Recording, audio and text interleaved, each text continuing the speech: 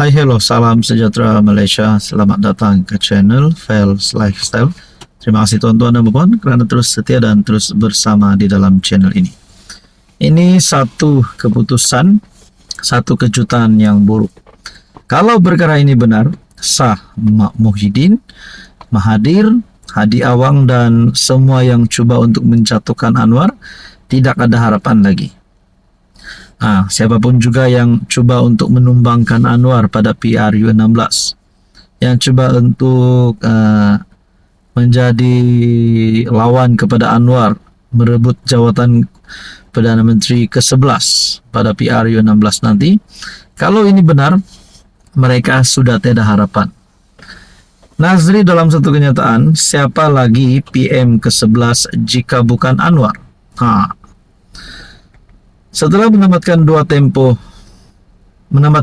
2 tahun sebagai Duta Malaysia ke Amerika Syarikat, Nazri Aziz kini kembali ke KL dan memberi tumpuan kepada perkembangan politik tempatan menjelang PRU16. Bekas MP Padang Rengas selama 6 penggal itu berkata fokusnya kini termasuklah menyokong PM Anwar dan memastikan Presiden PKR itu kekal memimpin Putrajaya selepas PRU16. Antara persoalannya adalah, adakah parti-parti politik yang hari ini menyokong Kerajaan Madani menyokong Anwar masih bersetuju untuk Anwar terus menjadi Perdana Menteri pada PRU16?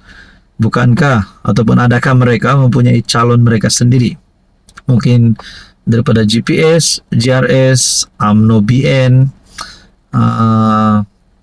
mungkinkah ada parti yang menyokong kerajaan hari ini juga mahu ada calon Perdana Menteri mereka yang mereka ingin naikkan pada PRU16, ataupun mereka sebenarnya tetap menyokong Anwar terus pada PRU16.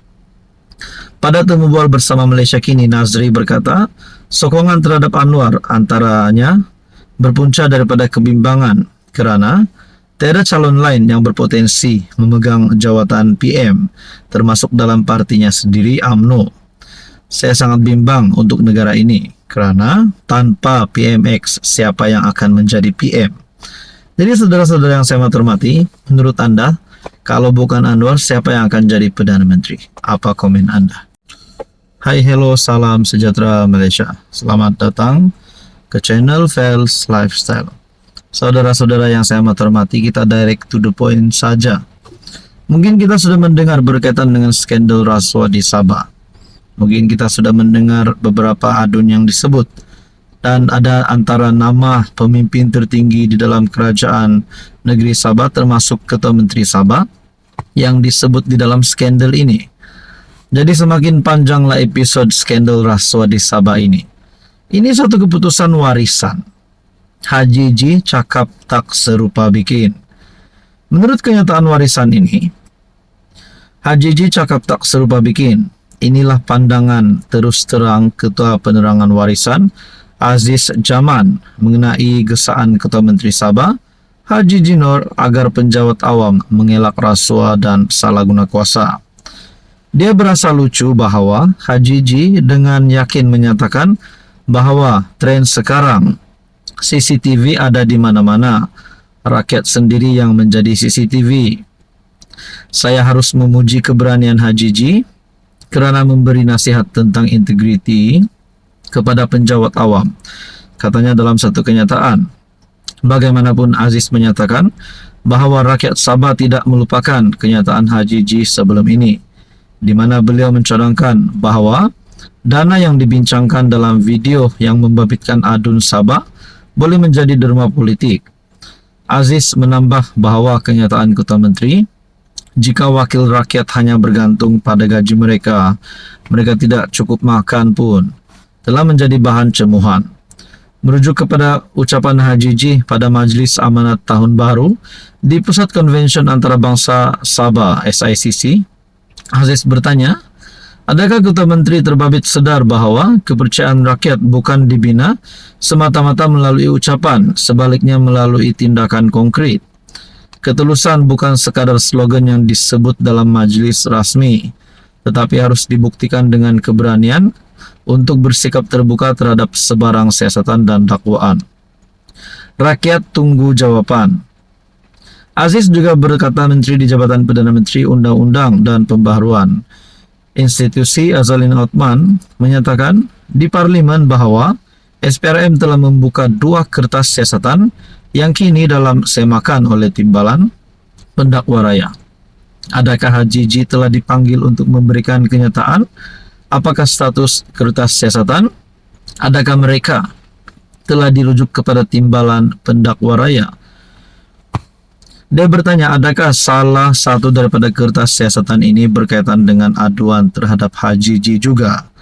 Lebih membingungkan, sementara rakyat menuntut ketelusan, Haji G kelihatan terlalu defensif dalam melindungi mereka yang terjerat dalam skandal Sabah.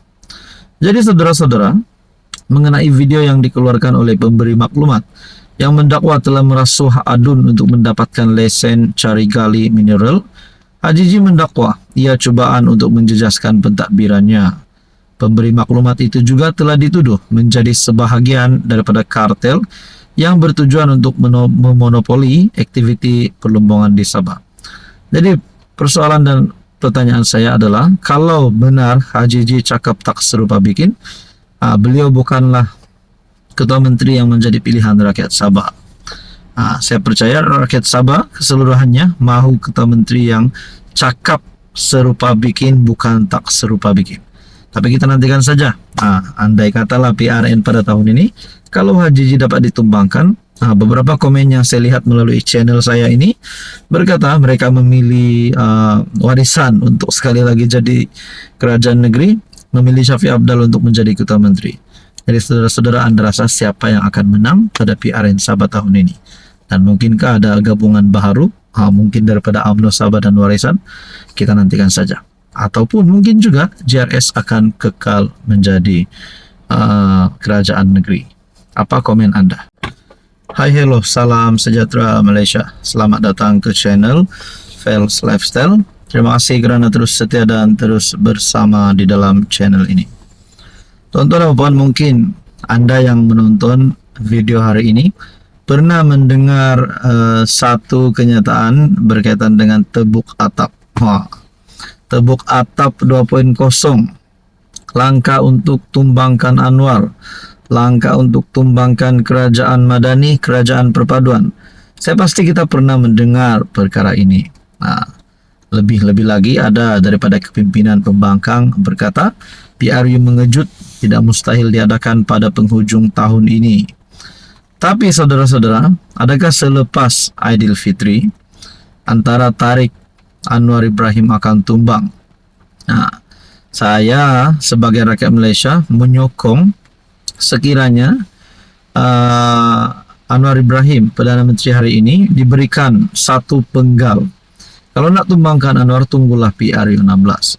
Bukan selepas Aidilfitri kah, bukan pada penghujung tahun ini dan sepanjang tarik sebelum tamat penggal. Ini satu berita berkaitan dengan santan naik harga, kuih di bazar Ramadan tahun ini, mungkin RM1 sebiji. Mungkin ada yang bertanya-tanya, kalau perkara ini benar, adakah akan menjadi satu kesan buruk kepada kerajaan perpaduan? Harga jualan makanan di bazar Ramadan tahun ini dijangka meningkat susulan kenaikan harga bahan mentah di pasaran, kata Gabungan Persatuan Penjajah dan Peniaga Malaysia. Bercakap kepada Skup Presidennya, Datuk Seri Rosli Sulaiman memberitahu, jika dahulu harga kuih kebiasaannya dijual pada harga 50 sen sebiji, tetapi kini beliau menjangkakan ada peniaga menaikkannya sehingga RM1 sebiji. Kenaikan itu, katanya, tidak dapat dielakkan kerana peniaga juga perlu menghadapi kenaikan bahan-bahan berkenaan termasuk kelapa dan santan segar. Sekiranya sebelum ini mereka beli sampai 5 biji kuih karipap untuk berbuka, mungkin selepas ini dah boleh kurangkan kepada 3 sahaja. Beli yang perlu sahaja, sebab kadang-kadang dalam tak sedar banyak pembaziran berlaku selepas waktu berbuka, tak makan apa yang dibeli, katanya. Tulisan daripada Syabuddin Husin. Nah, itulah pertanyaannya. Adakah perkara ini akan memberi kesan kepada kerajaan perpaduan selepas raya? Apa komen Anda?